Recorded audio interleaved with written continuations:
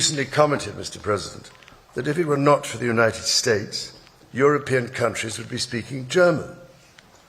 Dare I say that if it wasn't for us, you'd be speaking French.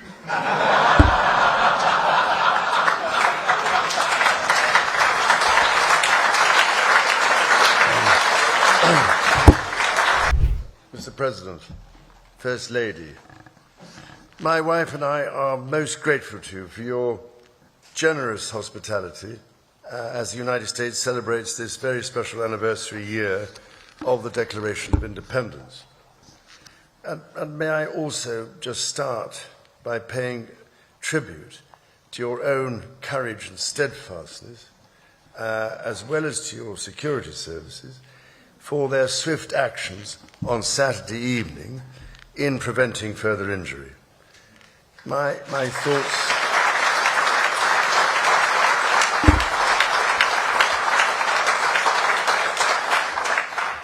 thoughts and sympathies are very much with you, the First Lady, and all those guests for whom this must have been a very upsetting incident.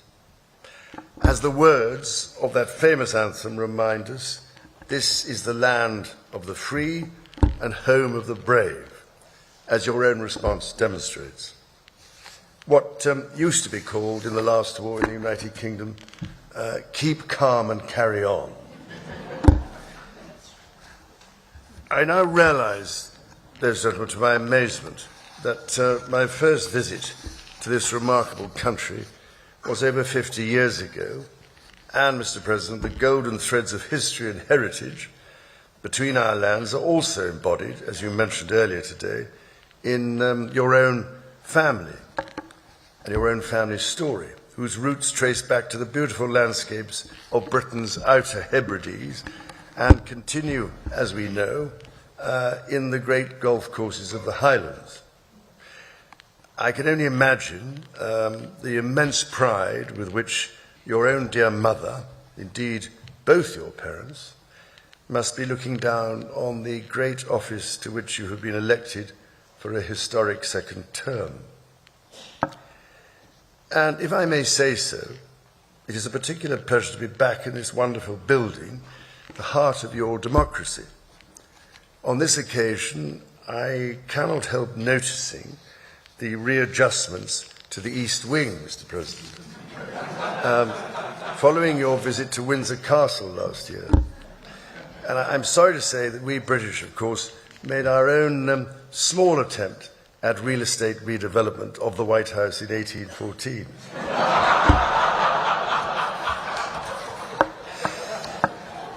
Anyway, I'm so glad we have an important opportunity at this critical time to renew those bonds of history and friendship between our nations and our peoples. 2.5 centuries ago, the United States of America was founded through an audacious and visionary act of self-determination. From the beginning, the American character has been defined by courage, tenacity, and the spirit of adventure.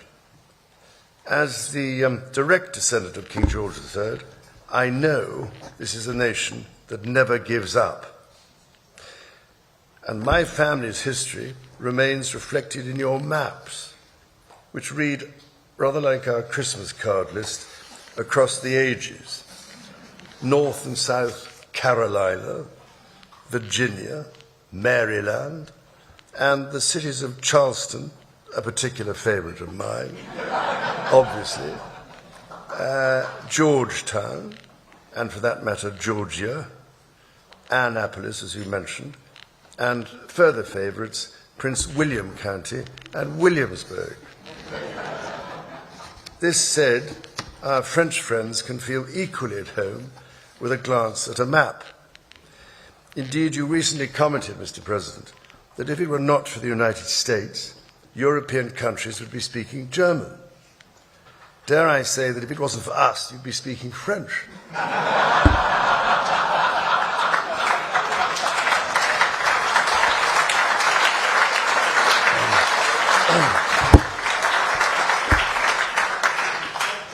Of course, we both love our French cousins greatly, And we three estates are not only bound by our shared values, but by a profound belief that together we are more than the sum of our parts. Out of the fires of a bitter and bloody Revolutionary War, the triumph of the father of this country, George Washington, and his fellow founders, was to forge a democracy founded upon the rights to liberty and the rule of law. The story of Britain and America is one of reconciliation from adversaries to the closest of allies, not always perhaps following the straightest path. As you said yourself, Mr. President, during your own state visit at Windsor Castle last year, ours is an unbreakable bond of history and heritage, culture and commerce, industry and invention, and we are determined to face the future together. Tonight, we are here to renew an indispensable alliance which has long been a cornerstone of prosperity and security for both British and American citizens.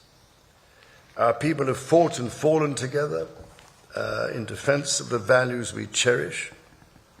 Across the ocean and from coast to coast, we have traded, innovated, and created together.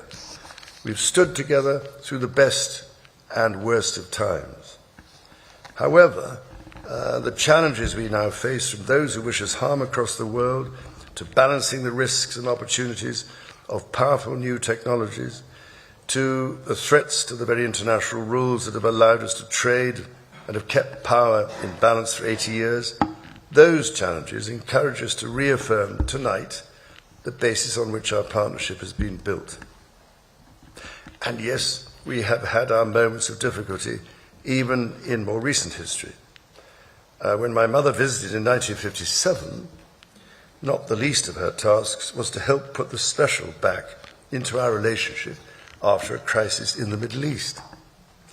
Nearly 70 years on, it is hard to imagine anything like that happening today. But it is not hard to see how important the relationship remains in matters both seen and unseen. My mother's first Prime Minister, Sir Winston Churchill, understood this so well. But then he himself was half American, a tradition of shared transatlantic heritage, which I am pleased to say is alive and well in the White House today. Indeed, such was the closeness that Sir Winston, while staying here in the White House, in those rooms you showed us upstairs, emerged naked from the bathtub to discover the door opening as President Roosevelt came in for a chat. With rapier wit, the President cast aside any embarrassment by declaring that the Prime Minister has nothing to conceal from the President of the United States. This warmth came after testing times between our leaders in the early 1940s. The kinship and friendship of many centuries provided great reassurance to my late grandfather, King George VI, as it did to my late mother. It means every bit as much to me. Of course, my late mother met no fewer than 13 serving presidents, thankfully all of them fully clothed. The first president I had the honour of meeting at the age of 10 in 1959 when he came to Balmoral was President Eisenhower, who had served as Supreme Commander of the Allied Expeditionary Forces during World War II at a most critical time in the darkest days of the 20th century. American leadership helped rebuild a shattered continent, playing a decisive role as a defender of freedom in Europe. We and I shall never forget that, not least as freedom is again under attack following Russia's invasion of Ukraine. Today, our partnerships in NATO and AUKUS deepen our technological and military cooperation and ensure that together we can meet the challenges of an increasingly complex and contested world. And speaking of submarine alliances, there was one particular AUKUS predecessor, launched from a UK shipyard in 1944, that served for the majority of her life attached to the 4th Submarine Squadron in Australia, playing a critical role during the war in the Pacific. Her name? HMS Trump. So tonight, Mr. President, I am delighted to present to you, as a personal gift, the original bell which hung on the conning tower of your valiant namesake. May it stand as a testimony to our nation's shared history and shining future. And should you ever need to get hold of us, or just give us a ring.